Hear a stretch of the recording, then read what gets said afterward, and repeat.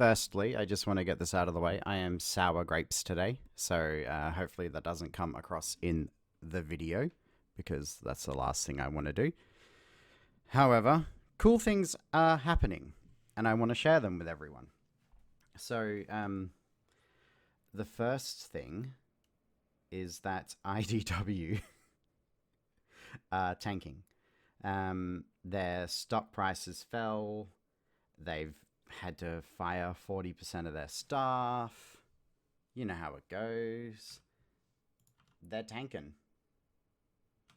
which is great because they have a lot of licenses like Ninja Turtles and Transformers and G.I. Joe that they've been running into the ground. And obviously, people aren't. They have Sonic the Hedgehog. And obviously, people aren't responding very well to what they've got.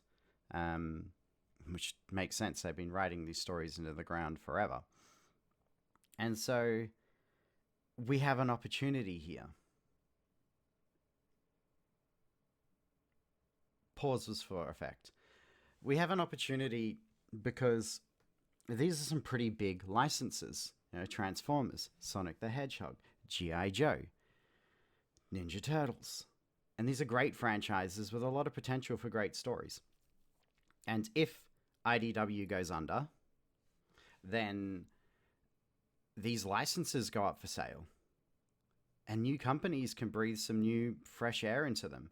Now, you can be a pessimist about it and say, well, the next company's going to do just as bad. And I would be probably there to agree with you. However, I'm trying to spin a positive angle and say, well, the other company could be good. You know, Boom have a great, oh God, I'm putting words in my mouth now because I haven't finished it and I don't know if the modern stuff's good, but Boom did really well with, say, Power Rangers. Maybe they could do, and their little Rugrats comic was great. So maybe they could, you know, do Transformers or G.I. Joe and breathe some fresh life into it. Just as an example, there are lots of companies out there.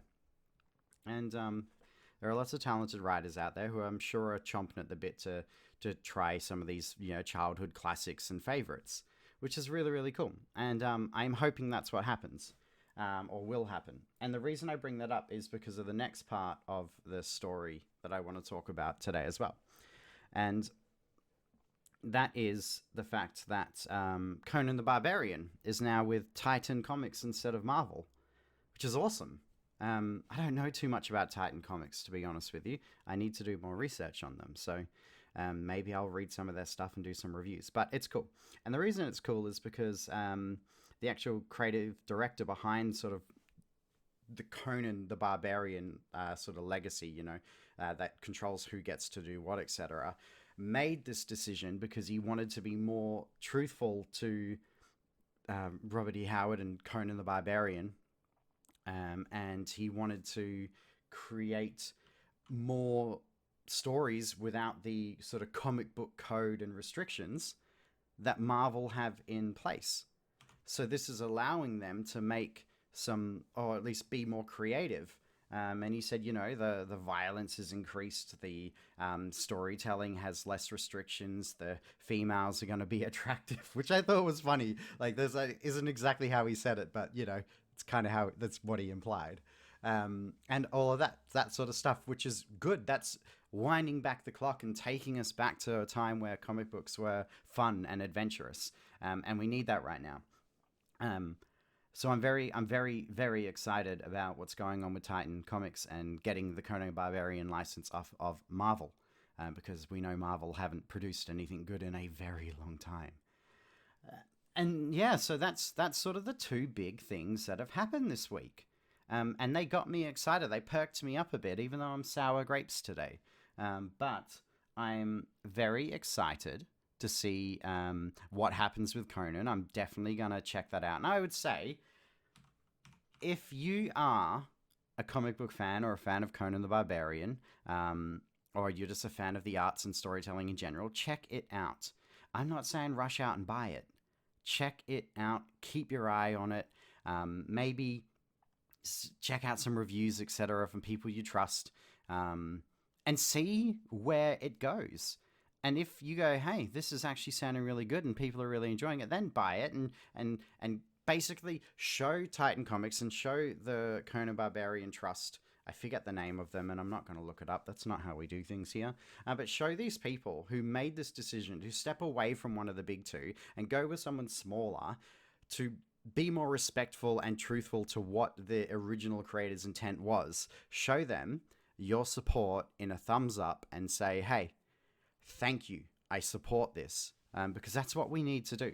We need to cut out the negative and promote the positive. That's how change gets made. And right now, too many people are unwilling to stop, for lack of an analogy, eating junk food in order to pursue healthier alternatives. And, that's unfortunate. But yeah, that's the two big news stories. Conan has a new publisher, new stories, new characters, new everything. It's very exciting. I'm very excited. On the other side of things, we have IDW, a company that's made some terrible decisions over the last sort of decade, whose share prices are tanking. Everything's falling apart.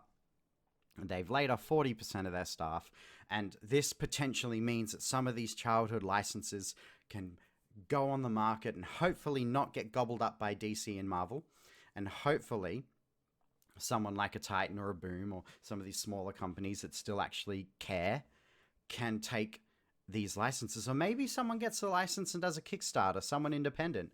That would be even cooler. I don't see it happening. Could you guys imagine if Ripper got like the Ninja Turtles license or something? I mean, he's got the money for it. Or EVS, if EVS was like, you know what, I want G.I. Joe, and did a G.I. Joe comic. I'm just saying, it's this kind of stuff is possible if we support it. And, if we play our cards right, and unfortunately that means being disciplined and holding your ground on things. And yes, so that, I'm rambling now. That was the news this week. I'm excited. I hope you guys are excited.